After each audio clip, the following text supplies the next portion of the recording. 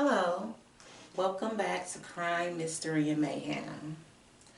Now, today's true story is going to be about Nikki Whitehead. Now, before I continue with this story, I do have to give a disclaimer because the graphics in this story are pretty horrific. It's a sad story, but then again, sad stories are happening all around us. And it's unfortunate that this is a story between a mother and her two daughters. Okay. Nikki Whitehead, she she was born in a prison, unfortunately, because her mom, she lived a life of crime. Her mom were involved in things like robberies, gang violence, prostitution, drugs, whatever. Her mom was a troubled teen. So while the mom was doing time in prison, Nikki was handed off to her grandmother. Her grandmother did the best to raise Nikki. She gave Nikki everything, but unfortunately, there wasn't any rules in the house. Nikki's grandmother pretty much just let her get away with everything. So she's going through high school. She's a beautiful teenage little girl. She's got friends, but unfortunately, she's hanging out with all the wrong friends. And these friends that she's hanging out with ends up sending her down the same path as her mom, who's locked away in prison. So Nikki grows up. She's about 16, 17. She's hanging out with the wrong type of friends. She's involved in crimes and going in and out of juvenile, messing around with boys who mean her absolutely no good, talking to girls who are giving her all the wrong advice. And instead of trying to persuade her to stay into school and not really focus on boys at that time and just really focus on her studies, they're telling her, just do all these things. And unfortunately, yes, the apple does fall too far from the tree. So yeah, Nikki, she ends up meeting this Jamaican guy, at the same school that she's attending. And he makes her think that he loves her, promises her the world. They're going to graduate together and everything. And he ended up getting her pregnant. So when she finds out that she's pregnant, she tells him, I'm pregnant, and thinks he's going to be all accepting about this matter. And he's like, no, I'm good. And, he just walks out. She never hears from her again. She never hears from him again. And, so she decides, I'm not going to get an abortion. I'm going to give my baby to, my grandmother. So she goes to her ultrasounds and everything, and she notices that she's a little bit bigger than what she expects. And then she ends up finding out that she's pregnant with two twin baby girls. So it must have been a time for her, but at that time, I understand she was 17, so she's probably got a lot of mixed emotions going on in her head. What am I going to do with this baby? So yeah, she already planned ahead that she was going to give these babies to her grandmother. And she does. In the meantime, in the between time, the grandmother thinks that Nikki's going to be around to help her raise these babies, but she's not. Nikki, she really does give her babies to her grandmother, and she hauls ass. She goes out and she lives her best life. And then as the twin girls, who are Jazz and Taz, as they're getting older, their grandmother, she's doing the best that she can. Now, she's already an older woman, and at this time, she's already in her 60s. But she's working, she's doing the best that she can to provide a roof for these little girls, these princesses, to have their best life. But she's forgetting to set standards and structure and into these girls. Like, they're doing really good in school. They're getting straight A's. They're on an honor roll. But at home, they're pretty much able to just run havoc and, do what they want to do. So, but everyone's okay with this. The grandma's okay with this. She's just like, okay, as long as my granddaughters are safe, my great granddaughters, as long as my great granddaughters are safe, everything will be fine. But it's not, because now their mom, Nikki, she's dropping by in and out of their lives every other birthday or every other Christmas. Now these girls are like 5 and 6 and 7. As the years go by, their mom is never sitting there or spending nights to, be with them. She's dropping in to say hi, maybe drop off a gift or two from time to time. And, just pointing her finger at them like, I better not find out y'all doing bad in school, and trying to dictate. And they're like, okay, mom. At this time, they're like 10 and 11, so they're not really too upset about their mom trying to give them instructions. They're more kind of sad that their mom isn't around, but they're confused and they're growing and they're becoming bigger girls now. And their grandmom, told y'all, grannies wear capes. Their grandmom, she's doing everything that she can to take care of them, and she really wished that Nikki would wake up and get her stuff together. But by now, she's accepted the fact that not only is she's the granny, but she's the mom too. So, but in the meantime, in the between time, Nikki, the mom, she pops in and out like she's actually been there, and she hasn't. And these girls, they're like, whatever, we're not trying to really hear what you're saying, but they're still doing good in school and everything. And one day, Nikki, she has an epiphany. She's like, you know what? My grandmother, she's getting old. I need to get my kids. I want to be the one who raised my daughter. I need to get on my daughters. I'm sorry. I need to get up on my feet. I need to make it do what it do. And, put my big girl jaws on and put my superwoman cape on and come to the rescue. But she's moving too fast with it. She's already came through the door in a negative approach, because she ran out and she abandoned her daughters for her grandma to take care of them.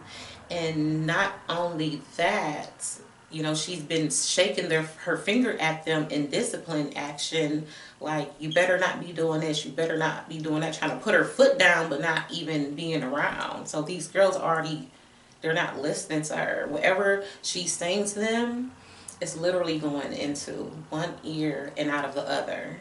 So, but she's not seeing it like that. In her mind, she's like, well, these are my kids, so whatever I tell them, they better do. But in my opinion, that's the wrong type of approach for her to take in a delicate situation like this. In these girls' minds, yeah, you're their mom, but you're also a stranger. Della, who's your grandmother, Della is their mom. So, because she's been the one who's been providing food. But moving forward, so... yeah, so she gets her act together. She starts taking these college classes, which you go, girl. Anytime you're getting on your grind and you're making some of yourself, going to college, going back to school, getting a job or taking up a trade or a hobby, kudos to you. We all have a life. We all get a chance, but you don't want to waste too much time on doing the wrong things, because you might not wake up tomorrow to be able to start anew. So... but thank goodness she decided to start anew, and she's like, I'm going to change my life around, and she slowly did. So she's like, I'm going to, take this on a trial period, and I'm going to have the girls, move in with me and my boyfriend for a couple of weeks. So they move in with their mom, their biological mother, for a good 2 weeks, and everything is going good. She's doing their hair, their nails, their makeup. They're talking about girl stuff. But she's approaching the situation more like a friend, not really explaining to them why she wasn't there for them, not really answering the questions that I'm pretty sure that's on their little tongues and their little hearts to say, but they're probably so messed up inside where they feel like, I want to ask her, but she probably don't even care. So... yeah, but she's, she went and she bought them lots of clothing, got them a nice size house so they can have their own room, so that way when they come over, her daughters can be comfortable. So they're not even knowing that Nikki is planning to get full custody of them. So they're just thinking, okay, we're just at our mom's house for 2 weeks. This time is gonna go by. Eventually, we'll get to go back to our Granny Della's, and we'll get to go do what we want to do. Because, like I said, these little girls, they didn't have to follow rules. Just like their mom didn't have to follow rules either when she was living with Della. Della would pretty much just let them go to their friends, boys' houses. These little girls were 12 and 13 years old dating 17-year-old boys. So, but their grandmother loved them so much, she just did not inflict that type of structure in her household. I guess she didn't want to be too mean to them, or maybe secretly she was afraid of something. But yeah, so the girls, they go back to their grandmother's house, and after 2 years, after Nikki finally gets all the paperwork in order to finally go to court to get her girl, she goes to court, and yes, the judge is like, you know what, you're younger, you're on your feet now, you're their biological mother, I'm going to grant you custody. And at this time, you know, Della, she's like, no, these are my daughters, I'm not going to allow you to take them. So she's furious. But, you know, the judge is like, well, you're older. He didn't tell her that she's older, but she's older. She's an older woman. These are growing girls. So she ended up losing that battle with the mom, and now the mom gets custody of her daughters, which the mom is excited. She's happy, but the girls, they're not happy about this because they know that their mom is the one who's been doing her finger like this at them. You can't stay up past 10. You got to be in before the street lights come on. No talking to boys on the phone. And, you know, just giving all these rules that they didn't have. So secretly, deep down inside, these little girls were already building anger on top of the anger that they already had for their mother not being in their lives. So they're plotting in their rooms at night, like, and writing their diaries and writing little notes to each other about how they're going to get rid of their mom, or secret ways how they can start a fight so they can get back to their Granny Della's house, you know, where all bets are off. You know, they can pretty much do what they want to do. So one day, Nikki, you know, she's just out and about and everything, and then, you know, she gets a phone call from the school, and the school is like, Jazz hasn't been to school in over a week. And then so she's like, Jess hasn't been to school in over a week. So she goes up to the school to see what the principal is talking about, and she sees it on paper that Jess hasn't been to school in a week. So she's talking to Jazz, and she's like, where have you been? Where have you been going? Where have you been skipping school? You haven't been at school. You haven't been at home. And then she finds out that she's been at her boyfriend's house. And by this time, her twin daughters, they're like 13, 14 years old now. So they're messing with boys, but now these are not little boys. These are 18 and 19-year-old, basically men. So, yeah. So she doesn't want to hear her mom coming at her with, that's not what you should do, because Jazz is like, wait a minute, you used to do this when you were 16 and 17 years old. You used to drink, you used to do drugs, you used to skip school, you used to party. Now you're trying to tell me that me and my sister can't do this? So before her mother, Nikki, can get any words out, this little girl opens up the freaking door while her mom is still driving and jumps out of the moving vehicle. Like, what? Like, what your mom is saying to you is that terrible that it causes you to put your life on the line. Like, you're willing to kill yourself, possibly get hit by oncoming traffic in order for you not to hear what your mom has to say. That's when you know this family issues are really terrible, because if it's that serious and this is a child, there's definitely something wrong. So after this time, it's like things just start going downhill. And Nikki, she's starting to regret the fact that, you know, that Della isn't in the girls' lives as much, because now she's starting to take the book of, you know, the girls, they're growing now. Now they're teenagers, they're coming into their own, their hormones are growing, now they're being more rebellious. They're still doing good in school, but at home, they out here acting crazy, buck wild, not listening to their mom, not even listening to their grandma anymore. They go to their grandma's house and their grandma's like, forget that, I'm gonna put the lock on my bedroom door. Stuff is coming up missing. When I let the girls spend a night, my grandbabies don't even be in their bed. So the grandmama, she started declining their visits. So now everything was just basically left up to Nikki, to the point where these girls, it's like they felt like they were trapped. They will like literally fist fight their mom, and their mom will have to defend herself because now her daughters and they're all the same heights. So the mom, every single day, she's in fear for her life because her daughters are constantly jumping on her. And not just that, she wakes up in the middle of the night to go check on her daughters. I guess it's just that mother's intuition. But she gets up to go check on her daughters, one of her twin girls, Jazz, and then the baby girl isn't even in the bed. She didn't ran away to go be with her boyfriend. So the mom, she calls the juvenile. The juvenile, they come, they take the girls because the mom, she's like, I'm tired, I don't know what to do. When they run away, if I say something to them and I bring them back home, they're jumping on me.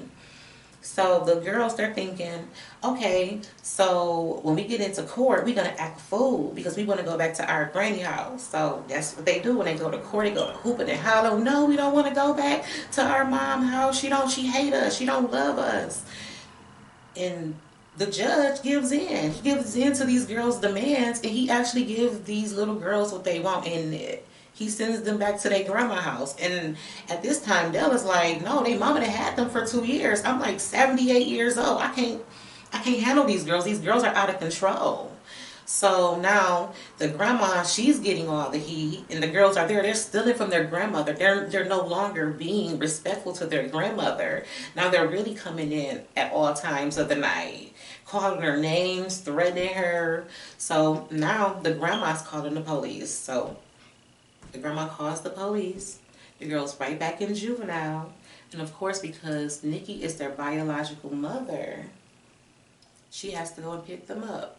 She brings them back home. But when she brings them back home, she's excited. She's not upset about going to get her daughter. She wants to be able to raise them because deep down inside, she does feel bad about her absence in their life. So when the girls make it through the door, all their family is there, and they yell, surprise! And the girls, they instantly started going at it with their mom. We hate you. We don't want them here. And, so it's like all throughout this party, everyone in their family is visually seeing how these girls treat their mom. And I know Nikki, she's got to be hurt because she's like, what do I got to do to fix this?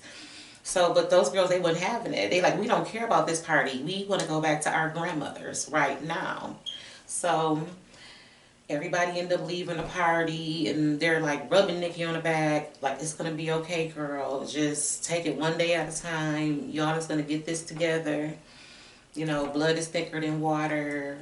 And Nikki, she's holding on to this. She's praying. She's doing everything that she can. But at the same time, she can't let these girls bully up on her because it's just not one twin. It's just not Taz coming for her. It's Jazz. And when one of them is mad, they both ganging up on her. So that last and final time, it came to a point where Nikki had to barricade. She had to lock herself in her room because her girls were trying to get in there and tear her apart. So while she's in the room and she's hiding and she's crying because her girls are trying to come in there and trying to jack her up, her daughters that she gave birth to, she's on the phone with the police. So the police come, and then now that the police is there, she comes out and she lets them know, take them to jail. They're trying to fight me. So they take the girls to jail. They arrest the girls. The girls, they're thinking that they're going to go back to their granny house, and the deputy's like, no, there's no more of that. You ain't no more going back to your grandma house. You have to deal with your mama. Go back home to your mom, or you're going to juvenile. So the little girls, they already got their plan together. As soon as we get back home, we beat mama ass. We don't care. We gonna do whatever it takes to get us back to our grandma house. And as soon as the deputy drops Nikki and her daughters, Jazz and Taz, off at the house, the deputy states that she didn't even leave because she can see in these girls' eyes that something was going on. They acted too innocent, and the mom was like scared, like, I really do not want to go in the house with these girls. So the deputy said she just waited around for a little while, and she said not even 3 minutes later, Nikki comes out of the house running and screaming, holding her face in her chest, screaming, help, help, they jumping on me. So the deputy, they come, so I guess Jazz and Taz, they're getting ready to chase her up the street, but they're not even noticing that the deputy is getting ready to get our car. She ain't even put out the driveway yet, because she already knew something was about to happen. So the little girl's hurry up and run off the porch. Help, she attacked us. So now they go to try to arrest Nikki, because now these like innocent little girls are saying that their mom attacked them. But little girls, they still look perfectly neat. Hair still together, ponytail, not a string missing out of the rubber band, not a scratch, anything. But when they saw the mom had a black eye, scratches all over her chest, bite marks. So they had knew that the little girls had jumped on their mom. So they arrested the little girls, took them to the juvenile, had them in mental evaluations and therapies. After about a 6 months time, they were released and they got to come back home to Nikki. So I do not know why come they release these girls. Because obviously with all the troubles that they've had in the past with their mom, obviously they see that things are not going to go right. They had to see that something worse was going to happen. But moving forward, so the girls, they come home, and in the middle of the night, they're basically plotting their next attempt to get them back home to their grandma. So they're like, we know every time we act up, the police come and take us, and they always say they're going to take us back to Granny's. We know that they say they're not going to take us back, but eventually Granny will have to take us when she see that we ain't got nowhere to go. So these girls, they had one final attempt to get their mother out of their lives for good. They hated their mother so much that their mother woke them up for school that following morning, and all hell broke loose. The little girls, they stabbed their mother repeatedly, over and over again, 80 times. They stabbed their mother up so bad to the point where they almost severed her spinal cord in two. They dragged her all over the house, beat her with a ginormous red vase over the head, stumped her head in with their shoes to the point where pieces of her scalp, her hair, was embedded in their boots. They bit her, dragged her into the bathroom after stabbing her more times, biting her, pulling her hair, everything, choking her with their awards, awards that go around your neck. Yes, choking her with stuff. One was in the back choking her, and the other one was in the front just taking jabs at her chest and her mom. These little girls, I don't know, I can't imagine what was going on through Nikki's head when her little girls were doing this to her. Like, imagine, wow, the children that you give birth to and they turn on you. Like, how do you think in this situation? So after they proceeded to drag their mother to the bathroom, they pulled her into the bathroom, they put her into the tub, turned the water on, and just allowed the tub to fill up. And then until she finally just drowned. But before she drowned, Nikki told both of her daughters, you're going to go to jail. You're going to go to jail. The police will find out what you did. So after that, she died. She succumbed to her injuries. And after these little girls killed their mom, after they watched the soul leave their mother's body, they get cleaned up. They take off their bloody clothes and they hide their bloody boots inside of shoe boxes inside of the closet, put some laundry up in the wash a couple of clothes, get in the shower, redo their hair, and they leave and they go to school. They made sure that they dodged cameras, that they didn't take the normal route that they normally take. And yeah, they did the damn thing. When they carried out a whole complete day of school, and like it never happened. And when they finally came home, they thought that when they came home, the police was already gonna been there. But the police wasn't there, and their mother's dead body was there. So what they did was they waited till they saw like a police officer or patrol car coming up the street, and then one of the twins ran out, and she was screaming and hollering, and someone killed my mom, someone killed my mom. And then that's when the police stopped, and then they ran into that house, and they saw that massacre, that bloodbath that those little girls took their mom through. But these little girls are not admitting and saying that they've done this. They're saying that they came home and they found their mom in their home in this state. Now, when the police take the girls in, because they're like, oh my goodness, these little girls, they must be distraught because they just found their mother's dead body in a bathtub full of bloody bath water. Drag marks over the entire house. In every room there's blood, like their mother had been chased around the entire house, even outside on the porch, like she had been somewhere else, like maybe to a next door neighbor's help to get help. But no one heard her answer. And drag marks the lead right back into the house, on the porch, back into the house. Yeah.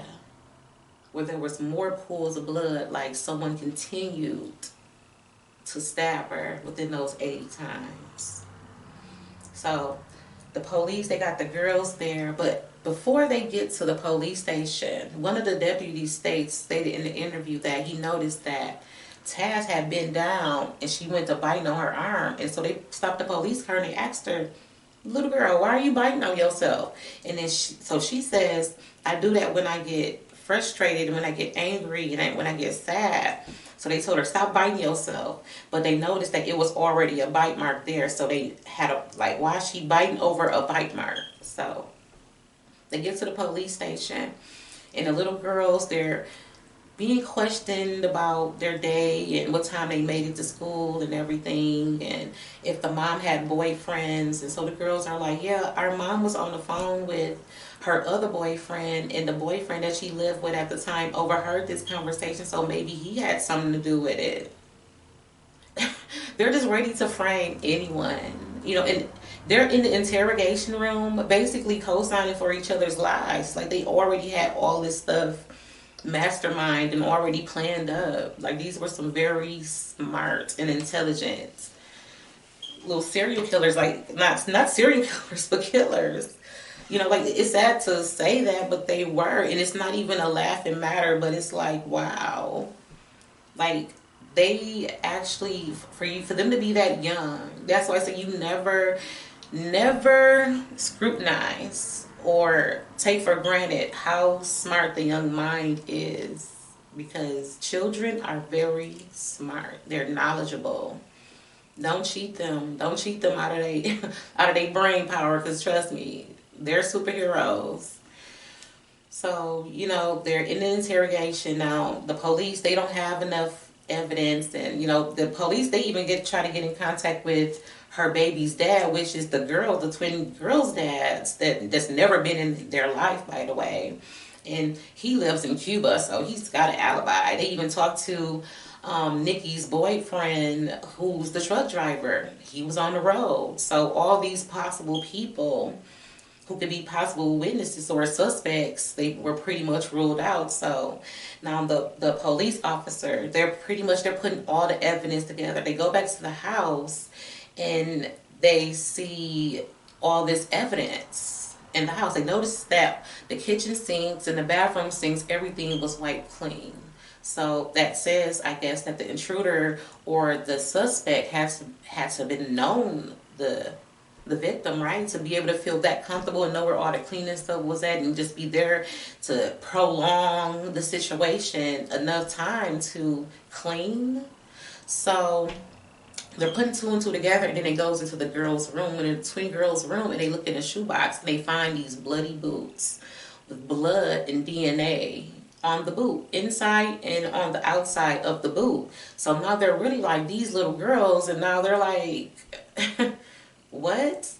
Everything is starting to point to Nikki's daughters, but they can't bring this to their attention yet. So they let the girls carry on with school. There's like 2 months left. The girls, they get to go to prom. They get to hang out with their friends and carry on and do what they want to do. They even got a chance to go to their mom's funeral. And by the way, do you know that while they were at their mom's funeral, their mom's brother, which is their uncle, stood up in front of everyone and was like, I know what you did to my sister. How dare you do that to your mom? She loved you. It doesn't matter that she wasn't there. She's never harmed a head on your head. She made sure that you had somewhere safe to go.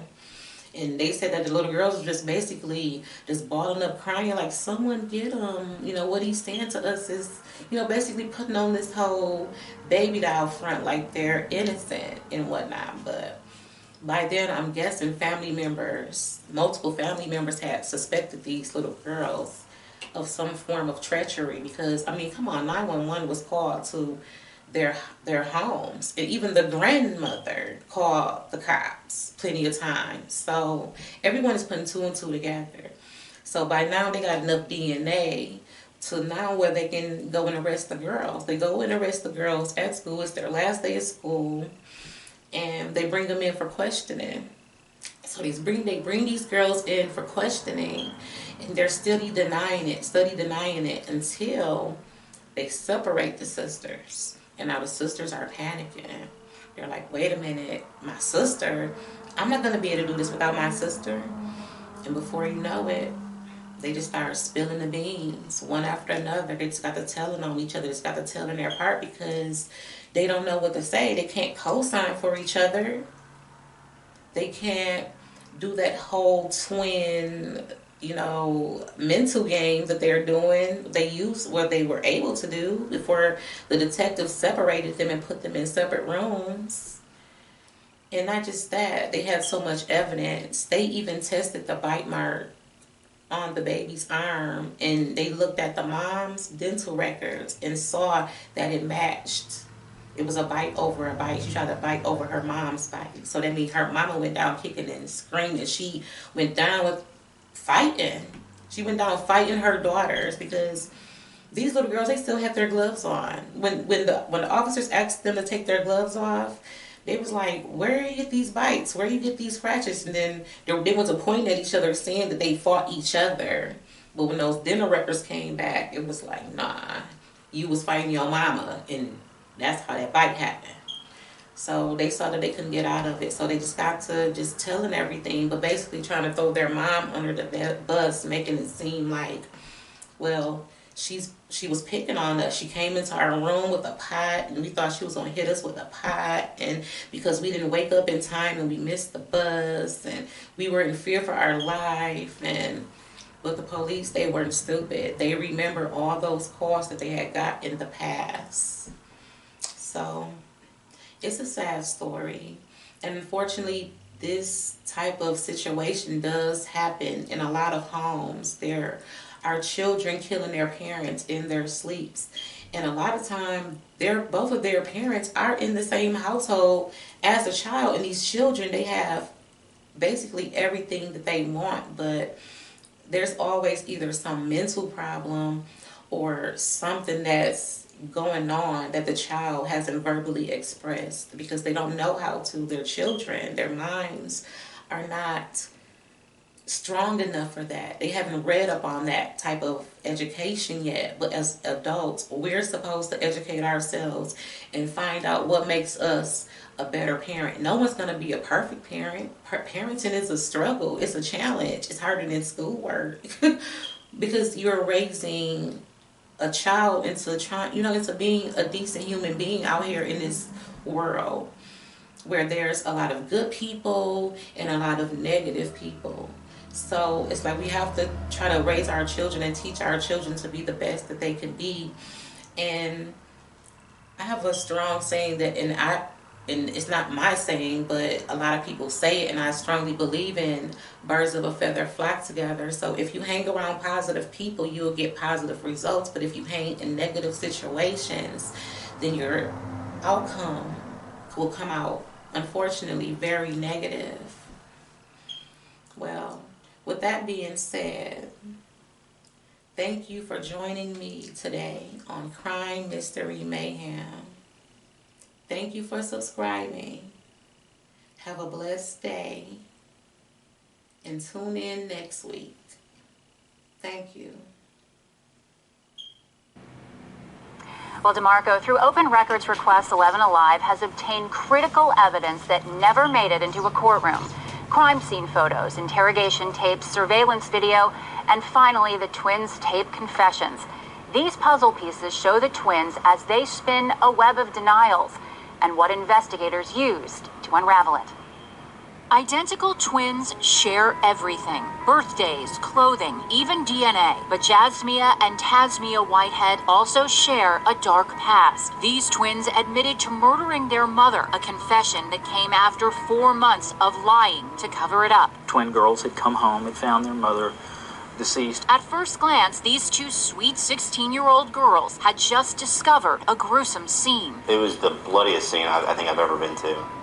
January 13th, 2010, one of the girls flags down a passing police car. Inside their home, Conyers police find their mother dead after a brutal attack, submerged in a bathtub. As soon as you opened the door, you could smell the blood, like the copper iron smell. The girls, known as Taz and Jazz, are described as visibly distraught and taken into the care of Conyers police. You come over here, sweetheart. Come sit over here. Until now, these tapes have never been seen by the public.